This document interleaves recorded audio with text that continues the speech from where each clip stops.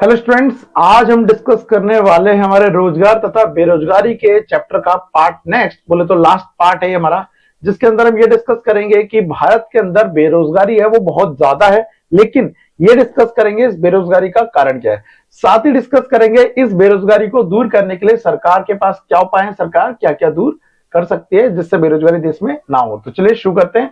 देखिए, सबसे पहले आपको समझना पड़ेगा बेरोजगारी क्या होता है। देखो, मैं बेरोजगारी ऑलरेडी बता चुका हूं। जब बेरोजगारी एक ऐसी स्थिति को कहा जाता है जब कोई एक योग्य व्यक्ति, क्या बोल रहा हूं, एक योग्य व्यक्ति हो प्लस उसकी उसकी क्या हो, काम करने की इच्छा भी हो, योग्य भी है प्लस इच्छा भी है। योग्य के लिए मैंने बताया था, अगर कोई व्यक्ति 15 साल से 60 साल के अंदर पाया जाता है तो उसे योग्य माना जाता है। अगर कोई मान लो 13 साल का व्यक्ति है, बच्चा है, तो उसे हम अभी योग्य नहीं मानेंगे। तो अगर उसे काम नहीं मिल रहा है तो उसे हम बेरोजगार नहीं बोल सकते। लेकिन अगर कोई 15 साल का बच्चा है और वो काम योग्य भी है और वो काम करना भी चाहता है, लेकिन उसे काम नहीं मिल रहा है प्रचलित मजदूरी दर पर, तो हम उसे क्या बोलेंगे, बेरोजगार बोलेंगे। ठीक है। तो उसी तरह से आज हम डिस्कस करने वाले हैं कि भारत में बेरोजगार तो है, लेकिन बेरोजगारी इतनी ज्यादा क्यों है। तो देखिए, सबसे पहला कारण आ रहा है यहां पर, देखो कई सारे कारणों में, धीमा आर्थिक विकास। देखो, आपकी जानकारी के लिए बता दूं, हमारे देश की, जो भारत की अगर मैं बात करूं, पॉपुलेशन की बात करूं, तो वो लगभग 145 करोड़ करीब कुछ हो चुकी है।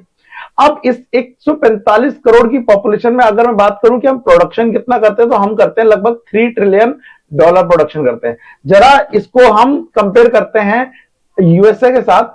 यूएसए में क्या करता है, जो पॉपुलेशन है वो है केवल 40 या 45 करोड़। आप नोटिस कर रहे हो, हमसे लगभग 100 करोड़ कम, लेकिन उनका जो प्रोडक्शन है वो है $24 ट्रिलियन। नोटिस करिए,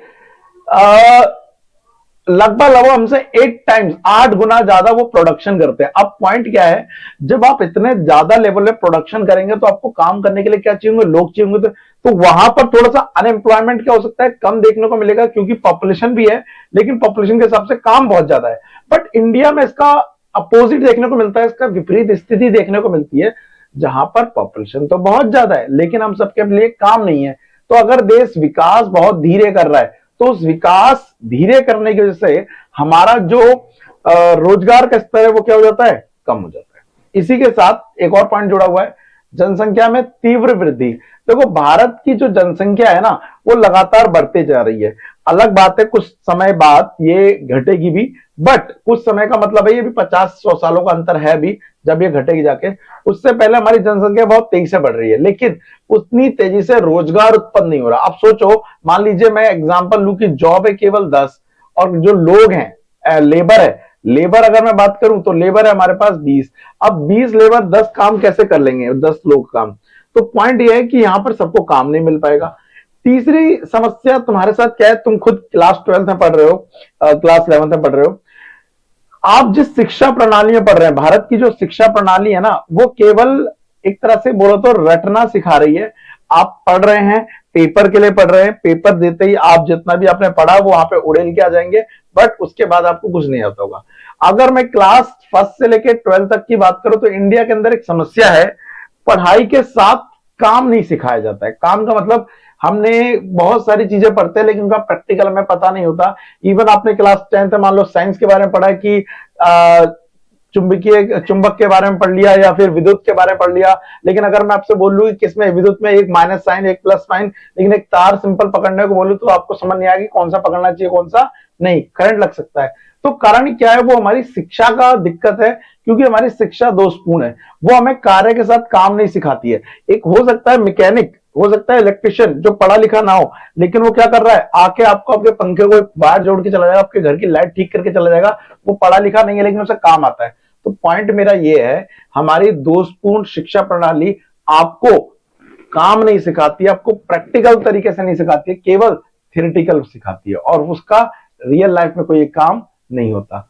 दूसरा, हमारा देश, क्योंकि आपको पता है डेवलपिंग देश है या कहो अल्पविकसित देश है, तो हमारे देश में सबसे ज्यादा जो पॉपुलेशन आज भी वो किस में काम करी है, कृषि क्षेत्र में काम करी है। लेकिन कृषि क्षेत्र में काम करने के बावजूद देखने को ये मिलता है कि सबसे पिछड़ा इलाका ये है। एग्जाम्पल के लिए अगर मैं बोलूं, आज देश में 50 से 60% लोग अभी भी कृषि क्षेत्र में काम कर रहे हैं, लेकिन काम करने के बावजूद भी वो सबसे पिछड़ा हुआ है। तो यहाँ पर ट्रेनिंग की कमी है, बोले तो प्रशिक्षण की कमी है, यहाँ पर आय के स्रोत की कमी है, और जब ये दोनों कमी होगी तो हमारे यहाँ से आय भी क्या आएगी, कम आएगी। तो अगर ये क्षेत्र अच्छा हो जाता, इस क्षेत्र में उत्पादन बढ़ जाता, तो कहीं ना कहीं लोगों को रोजगार मिल सकता था। ठीक है, इसके साथ ही नीचे जाएंगे पॉइंट पर, हमारे देश में जो औद्योगिक क्षेत्र है उनका विकास उतनी तेजी से नहीं हो रहा है जितनी तेजी से होना चाहिए। अगर लोग कृषि को छोड़ रहे हैं तो उनको एक ही ऑप्शन है कि उन्हें काम कहां मिल सकता है, उन्हें काम मिल सकता है औद्योगिक क्षेत्र में। लेकिन अगर औद्योगिक क्षेत्र वो काम नहीं दे पा रहे हैं तो वो क्या हो जाएंगे, बेरोजगार हो जाएंगे। उसके बाद जो छोटे उद्योग थे पहले, लघु और कुटीर उद्योग, वो लगातार धीरे धीरे क्या हो रहे हैं, बंद होते जा रहे हैं। अब लघु उद्योगों का फायदा क्या होता था, उनको सेटअप करने के लिए कोई ज्यादा रुपए की जरूरत नहीं पड़ती थी, वो किसी भी गांव किसी भी कस्बे में खोले जा सकते थे।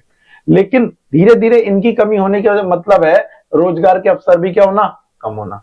प्लस दोषपूर्ण रोजगार नियोजन, हमारे देश की सरकार, दोबारा से बोलूंगा, के पास लोग तो हैं, जिन्हें बोलते हैं हम क्या, मानव संसाधन तो है, जनसंख्या तो है, लेकिन उस जनसंख्या के लिए काम नहीं है। विच मीन्स आप समझिए आपके घर में 4 लोग हैं कमाने वाले, लेकिन 2 लोग घर बैठे हुए क्योंकि उन्हें काम ही नहीं मिल रहा, तो उनका 2 का होना घर के लिए दिक्कत वाली बात है। खा तो रहे हैं लेकिन वो उत्पादन नहीं कर रहे हैं।